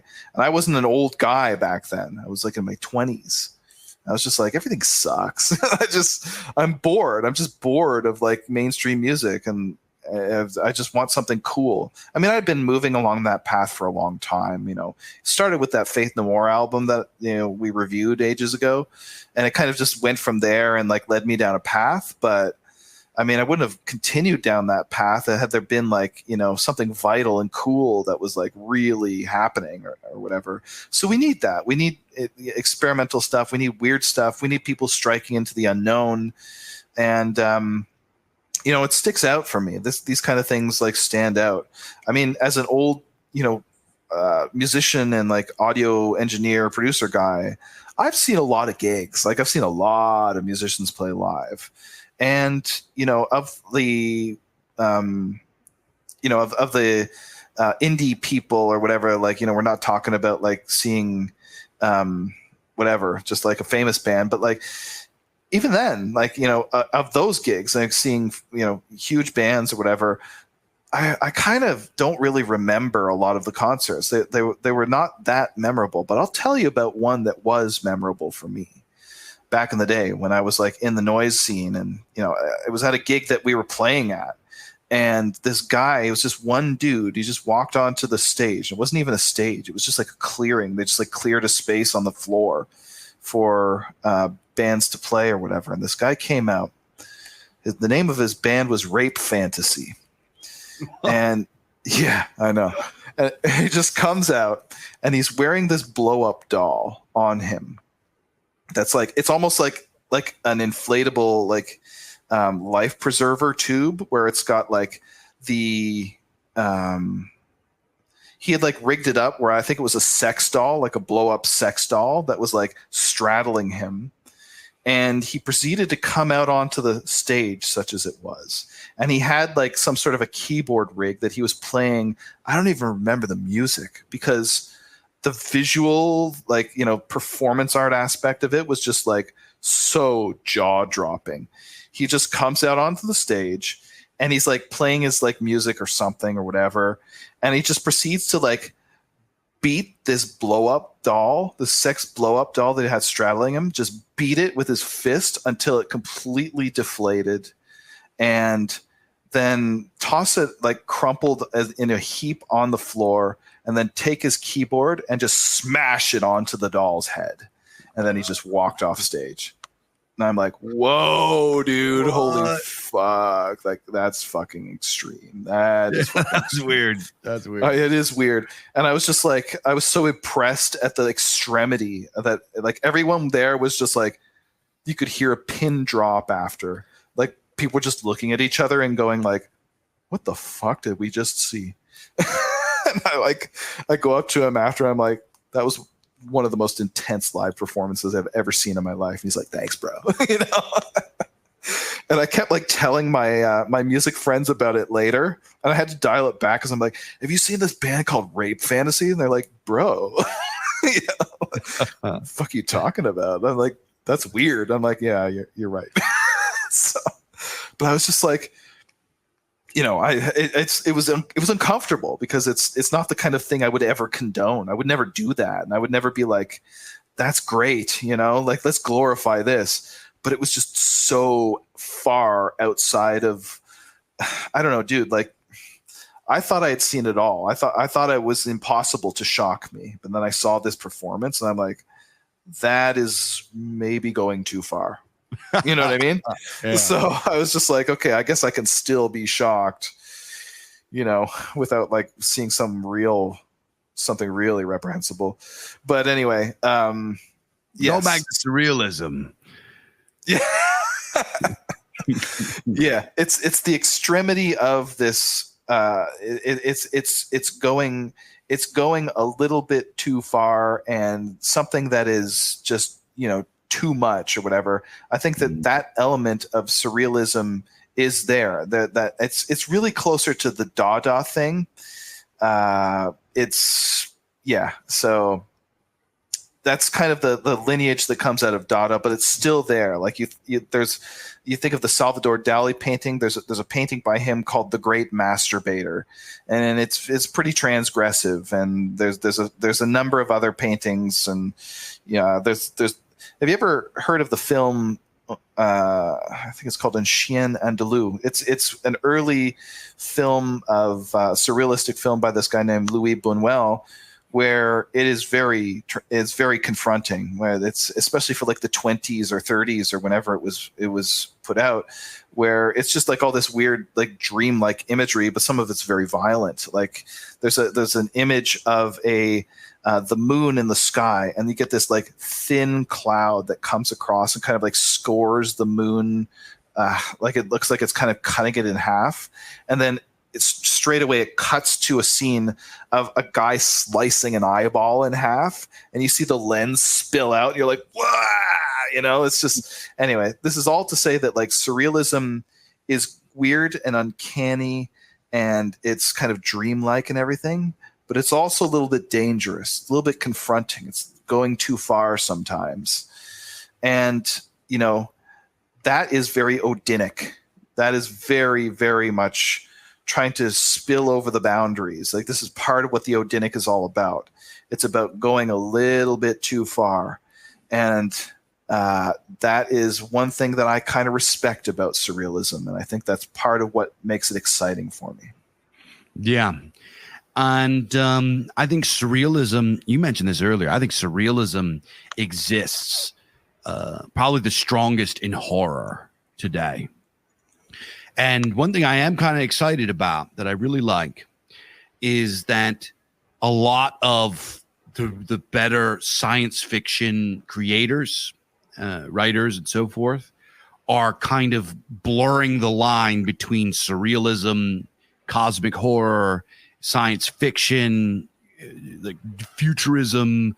Is kind of becoming its own thing, that There's this blend between these genres, and it's all very, to me, the logical conclusion of cosmic horror and of science fiction are of a surrealist quality. I actually had a little back and forth with a guy that, we did a one-on-one interview for Culture Dad's stuff, Zero H.P. Lovecraft, where he makes this excellent point. I forget what the word is called. There's a term for it. Something rust. He talks about, he brings it up.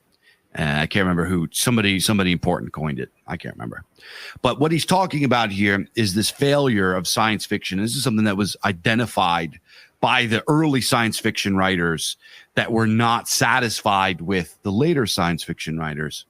And that is this, this idea of something rust.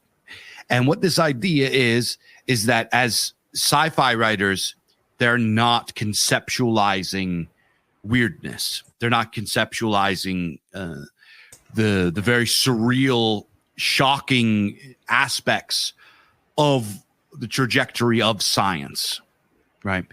They very much just kind of make a, atom punk, or they make like a retro, which I love. I love retrofuturism. I love like movies like Alien. We've talked about this a lot. I love seeing, spaceship movies where they have, dials and old keyboards and CRTV monitors. And I love that. I absolutely love that aesthetic. I think it's beautiful. And it has its own kind of surreal quality to it that kind of confuses time, especially for us today. But what their critique of with science fiction, and science fiction is horrible for this now. Science fiction might as well just be like unimaginable. Might as well just be pause fantasy in outer space now. There's nothing. They've gone completely Star Trek, and they've lost the vision of what science fiction is about. And what this critique is that exactly that. They just kind of make a world that feels a little bit sci-fi, adds a little bit of aesthetics to it, and then the story is about people, or it's about something else entirely. It's got like sci-fi wallpaper around it.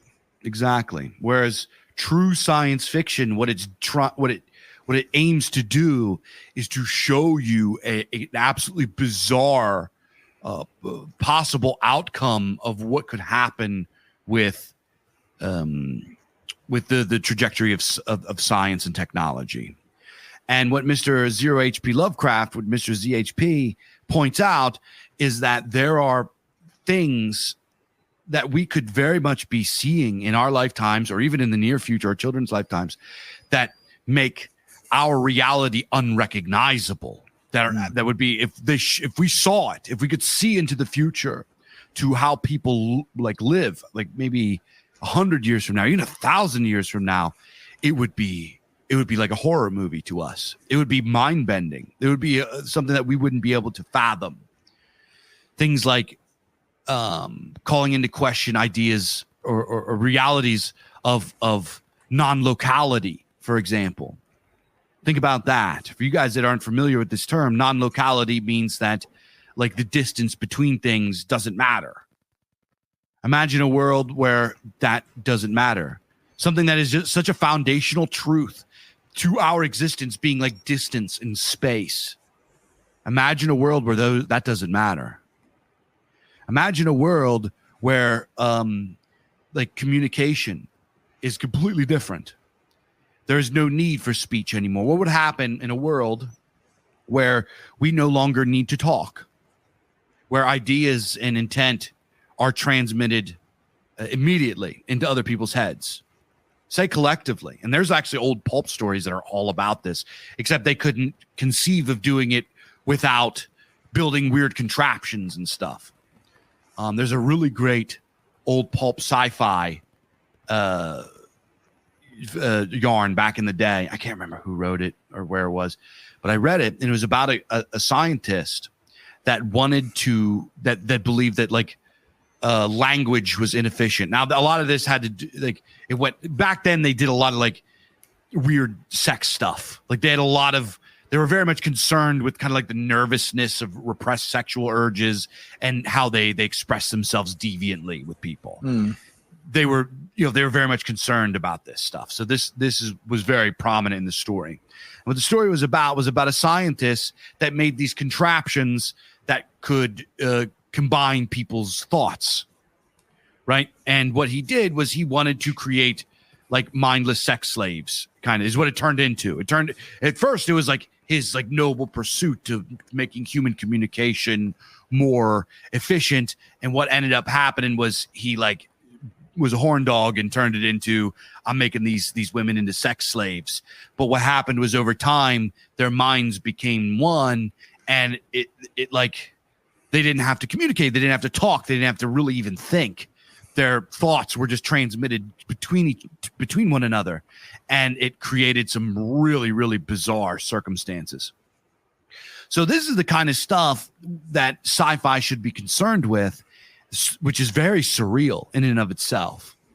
And without this surrealist quality, science fiction kind of just becomes flat and doesn't go anywhere. But now there are science fiction thinkers. I think a lot of them are in the Bizarre Archives. Some of them are in Bizarre Archives. We have some guys that are really doing a good job cooking up these surrealist conclusions with technology and stuff. A really good one was actually in our last issue, Bizarre Archives 5, was the first story by Jim Bonner, Inertia of a Protean Tantalus. Right? I'm not going to, you guys got to go read it. It's really weird. But this level of weirdness and surrealism and almost psychedelic quality is perfect. Fits perfect into science fiction and fits even better into horror. Because especially today, there's this debate among horror creators that where do we go from here? Where do we go? People are so desensitized. They've seen human beings get torn apart and ripped to shreds in all manner of different ways and sewn together into human centipedes and thrown into turbines. And we've gored it up and tortured and done everything we could possibly think of to human beings in the human body. We have done, all this other kind of stuff. We've explored pretty much everything that could be with aliens, I guess. Right? What else can we do with aliens? There's so many different things that we've like covered. Where else do you go? And I think that the way to go is into the mind. Is not to go outward, but to go inward. And if you go and you look at movies that really embrace this, really embrace ideas of monkeying with, or I don't want to say subverting. Subverting it has a bad connotation, but challenging how we understand reality itself and our own minds. Like that thing that Mike was just talking about, this, what was that? What was it? The End of Days or whatever. Oh, Everywhere at the End of Time. Yeah. Yeah. When he was talking, I brought it up and I just kind of skimmed through it to look at it. This is fucked up. This is disturbing. It is very disturbing. Where, as far as like creators and stuff, I think that now is a wonderful time to bring back these ideas of surrealism as a platform to disturb and to shake people up and all of this kind of stuff. I think horror is perfect for it. Yeah, absolutely. I mean, I think that horror and surrealism kind of go hand in hand because, so there's a few things that horror is doing. One of them is it's disturbing you on the level of like the jump scare or gore, things like that. But really at the end of the day, what it's doing is it's showing you something that's uncanny. It's a little bit too, this is why The Thing works. This is why that movie is so good as a piece of horror film, is because you don't like there's things around you that are not human, but they're pretty close, and that's scary. That sort of gets the lizard brain kind of receptors, humming or whatever. So this is what one of the things that horror should be doing. It's one of the most foundational things that horror is doing. It's why, we get frightened about certain things when we see them. It's because they just like, that is not natural. That looks weird. I don't like that kind of thing. So that's, that is surrealism right there. That's exactly what it's going for. It's something that's not quite right, that's in the wrong place, or juxtaposed against something that it shouldn't be. So yeah, they're barking up the same tree. There's an element of surrealism in all horror, but one thing I had not thought about until Dave brought it up is sci-fi. That makes a lot of sense, actually. That surrealism is very much at the bottom of sci-fi, because I mean, what is sci-fi doing? It's telling you about something that's not real, that is not yet real, or is beyond reality, at least at the present moment. So it kind of in its most fundamental is surreal. It's like almost by definition, sort of beyond the real kind of thing. So yeah, that makes a lot of sense. And when you look at, I mean, I am not a huge fan of modern sci-fi, but I am a big fan of 2001: A Space Odyssey. That might be my favorite film of all time. It's a very surreal film. It's extremely surreal. I mean, Stanley Kubrick himself, all of his films are shot through with this uncanniness, this surrealness, this weirdness, and it doesn't have to be like slapping you in the face. We talked at the beginning, we talked about that painting by Giorgio, I forget what his last name is, that the Red Tower, right? If you look at that painting, it's really like it's quite a nice, like, aesthetic piece of work, but it's also weird. Why is it weird? If you look at it, there's nothing really out of place there. You have to look very closely to see what is wrong. There's something wrong, but you don't know what's wrong. And I had a good look at this. And I'm not an art guy. I'm not a visual art guy. So there's other people who could probably do this much better than I could. But one thing that's wrong with it is that you can't tell where the light source is coming from. If you look at it, the shadows are moving one way across. They're moving from left to right. From right to left. So it looks like the light source is on the right out of the frame of the painting. But then if you look at the sky, it looks like there's a sunset. It's like at dusk or something. And clearly the sun has set over the horizon. So the light source is at once over to the right-hand side and also over the horizon, sort of like straight ahead. So you're kind of like, what the fuck is this, But you don't really think about that on a conscious level. You're just like, something's not right here. You know what I mean? So it's that weirdness. It's that sort of uncanniness of the painting that is, you get that in like a Stanley Kubrick film, or we talked about this as well with The Exorcist, where certain things are just not quite right, but you don't see it. You have to really look very hard to see like what in the scene is wrong, or things are moving around, or something's just not right, but you get it like at the sort of, in your gut, you're like, something's wrong here. That is kind of at the base of like what's really great in sci-fi, and it's at the base of what's really great, especially in horror.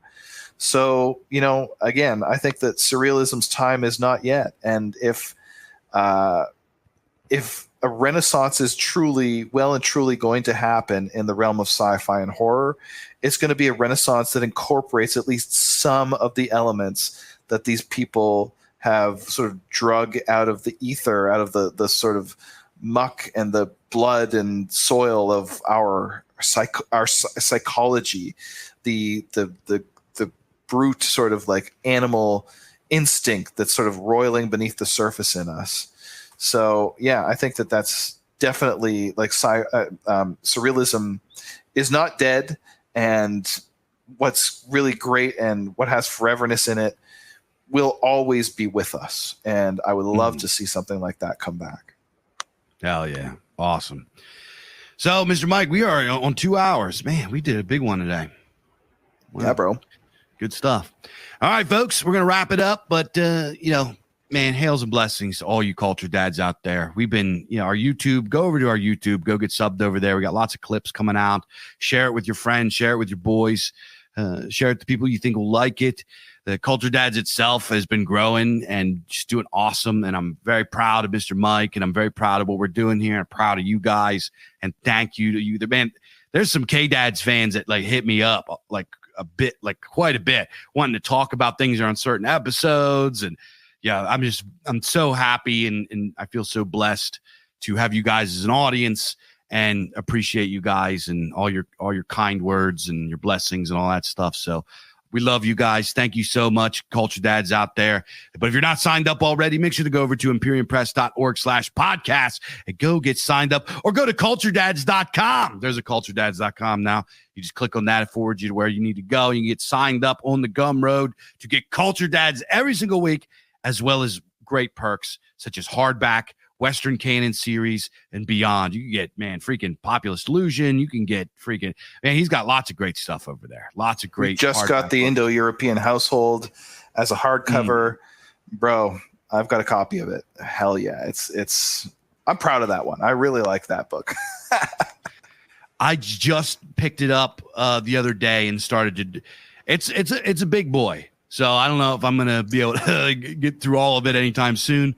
But it is very, very dense. It's one of those books that like you have to sort of chew on very slowly, but there's so much information in there, and when you really digest it, you're like, it just it's like agree and amplify with Ancient City, times 5 or something like that. I loved Ancient City. That's Mike does this thing where he releases a book and it just like fucks my whole shit up, and I gotta reconsider my life. It's like multiple books have done that to me from Imperium Press. Pretty much the mandate of Imperium Press, but writ large. You know what I mean? I love it though. I love it. And especially some of the books that you came out with that are, I guess, contemporary, but maybe some of us have missed, like the Nick Land book. I'm like, oh yeah, how have I never heard of it? I read some of Fanged Noumena like some years ago or whatever. Somebody just dropped it on me I don't even know where I found it, but I never heard of Neo Reaction. I never heard of Nick Land. I never heard any of this shit until a couple years ago. So picking that up and reading it, I was like, now, I disagree with some of the stuff in there, but I loved reading it. I thought it was absolutely mad, and he says some really smart stuff in there. And it was up my alley, right? There's Lovecraftian references in it. There's weird cyberpunk. It's fucking out there. It's really, really out there. So I really like that one. I could talk all day about Mike's books that I've loved, but guys, buy books. Like always, get signed up on the Gum Road. You can buy my books over at thebizarchives.com, or follow us on Twitter and Telegram at thebizarchives. And shout out to our God Emperor tier patrons, Kazilcom Cruiser, and it's Marvin, right? Marvin from AFD. Marvin, you got it, Marvin. So thank you so much, Danke schön, Mr. Marvin. And blessings and thank yous to everybody. And I'll see you guys next time here on Culture Dads. Age